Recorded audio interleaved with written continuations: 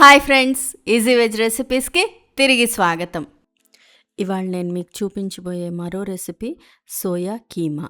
Soya keema అనేది soya చంక్స్తో చేసేటటువంటి కూర అండి. ఈ కూర రొట్టెల్లోకి, చపాతీలోకి, అలాగే బగారా రైస్లోకి కూడా చాలా బాగుంటుంది. ప్యూర్ వెజిటేరియన్స్కి ఇది నాన్ వెజ్తో సమానం. నాన్ వెజ్లో ఉండేటటువంటి, ముఖ్యంగా మీట్లో ఉండేటటువంటి పోషకాలన్నీ కూడా దీనిలో ఉంటాయి. ఇది ఫైబర్ రిచ్ ఫుడ్, అలాగే ప్రోటీన్స్ కూడా ఎక్కువగా ఉంటాయి దీంట్లో.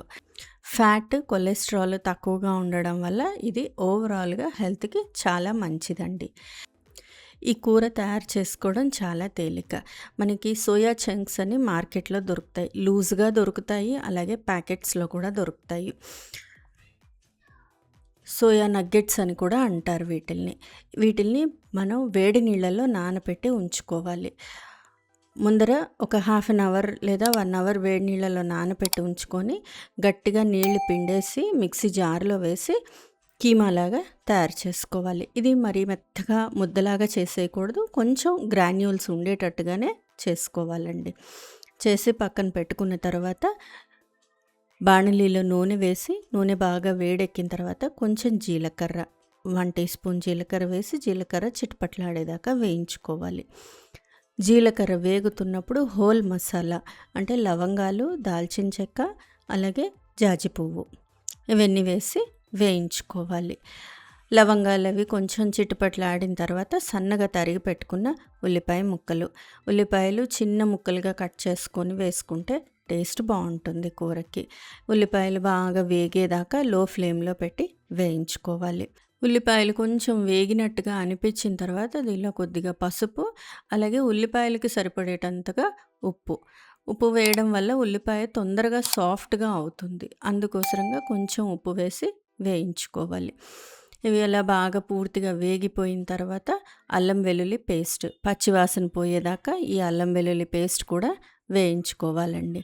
అలా వేయించుకున్న తర్వాత సన్నగా తరిగి పెట్టుకున్న టొమాటోలు, 1 లేదా 2 టొమాటోలు అయితే సరిపోతాయి. టొమాటోలు కూడా బాగా సాఫ్ట్గా అయ్యేదాకా వేయించుకోవాలి. ఇలా వేయించుకున్న తర్వాత కూరంతటికి సరిపడేటట్టుగా ఉప్పు వేసుకోవాలి. అంటే రుచికి సరిపడా ఉప్పు వేసేసుకోవాలి. ముందర కొంచెం వేసున్నాం కాబట్టి కొద్దిగా తగ్గించి వేసుకుంటాము. అలాగే కారం కూడా మనకి ఎంత కావాలో, ఎంత కారంగా కావాలి కూర అన్న దాన్ని బట్టి కొంచెం కారం వేసుకోవచ్చు. తర్వాత గరం మసాలా పొడి, ధనియాల పొడి ఇవన్నీ కూడా వేసి బాగా వేయించుకోవాలి. ఈ మసాలా పొడులన్నీ బాగా వేగేదాకా మీడియం ఫ్లేమ్లో పెట్టి వేయించుకోవాలి. మసాలా పొడులు మనకి బాగా వేగాయి అనేది ఎలా తెలుస్తుంది అంటే నూనె పైకి తేలుతుంది. ఉల్లిపాయలు, మసాలాలు పూర్తిగా వేగాయి అని తెలియడానికి ఇండికేషన్ ఏంటంటే నూనె తేలడం. అలా నూనె తేలేదాకా వేయించుకున్న తర్వాత అప్పుడు కొంచెం నీళ్లు పోసి ఉడికించుకోవాలి. వేడి నీళ్ళు పోస్తే కూర త్వరగా అవుతుంది, కానీ మామూలు నీళ్ళైనా కూడా పోసుకోవచ్చు. నేను ఇప్పుడు మామూలు నీళ్ళే పోసానులేండి. నీళ్ళు పోసిన తర్వాత కొంచెం పెరుగు, ఒక హాఫ్ కప్పు పెరుగు బాగా గిలక్ కొట్టేసి అది కూడా వేసుకోవాలి. పెరుగు వల్ల కొంచెం పులుపు వస్తుంది, కూరకి పుల్లదనం వస్తుంది, అదొక మంచి టేస్ట్.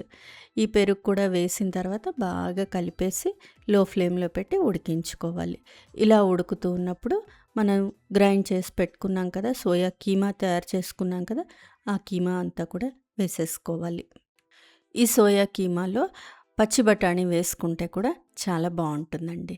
ఫ్రోజన్ గ్రీన్ పీస్ నా దగ్గర ఎప్పుడూ రెడీగా ఉంటాయి. అవి వేడి నీళ్ళలో వేసి ఉంచి ఆ పచ్చి బఠానీ కూడా వేసేసాను. ముందరగా వేసుకుంటే అవి కూడా టొమాటోలు, ఉల్లిపాయలతో పాటు ఉడుకుతాయి. లేట్గా అయినా పర్వాలేదు, వేసుకుంటే బాగుంటుంది. బఠానీలు వేసేసి అలాగే కీమా వేసిన తర్వాత కొంచెం మళ్ళీ నీళ్లు పోసి మూత పెట్టి ఉడికించుకోవాలి. ఒక 10 నిమిషాల పాటు ఉడికించుకుంటే సరిపోతుంది. సోయా కీమా రెడీ అయిపోతుంది. సోయా చంక్స్తో చేసే మరో రెసిపీ కూడా మన దగ్గర ఉందండి. అది నేను లింక్ కింద డిస్క్రిప్షన్లో ఇస్తాను, చూడొచ్చు. 10 నిమిషాలు, పావు గంట సేపు మూత పెట్టి కూరని ఉడికించుకోవాలి. ఇలా పూర్తిగా ఉడికిపోయిన తర్వాత సర్వింగ్ బౌల్లోకి తీసుకొని సర్వ్ చేసుకోవడమే. ఈ కన్సిస్టెన్సీలోనే మనం స్టవ్ ఆఫ్ చేసేసి పైన కొంచెం కసూరి మేతి వేస్తే కూరకి మంచి ఫ్లేవర్ వస్తుంది. ఇంతేనండి. సోయా కీమా ఇంత సింపుల్‌గా రెడీ అయిపోతుంది. ఆరోగ్యానికి చాలా మంచిది. అలాగే టేస్ట్ కూడా చాలా బావుంటుంది. సోయా కీమా రోటీతో కానీ, చపాతీతో కానీ, అలాగే బగారా రైస్‌తో కానీ సర్వ్ చేస్తే చాలా అంటే చాలా టేస్టీగా ఉంటుందండి. ఫ్రెండ్స్, ఈ రెసిపీ మీకు నచ్చినట్లయితే మీరు ట్రై చేయండి. మీ ఇంట్లో వాళ్ళకి టేస్ట్ చేసి చూపించండి. ఎలా వచ్చిందో నాకు కామెంట్ బాక్స్‌లో కామెంట్ చేయండి. ఫ్రెండ్స్, ఈ వీడియో మీకు నచ్చినట్లయితే ప్లీజ్ లైక్ చేయండి, షేర్ చేయండి. ఛానల్ సబ్స్క్రైబ్ చేసుకొని వాళ్ళు ఛానల్ సబ్స్క్రైబ్ చేసుకోండి. ఆ బెల్ ఐకాన్ క్లిక్ చేయడం మాత్రం మర్చిపోకండి. మరో మంచి రెసిపీతో మళ్ళీ మీ ముందుంటాను. అంతవరకు సెలవు మరి. బాయ్.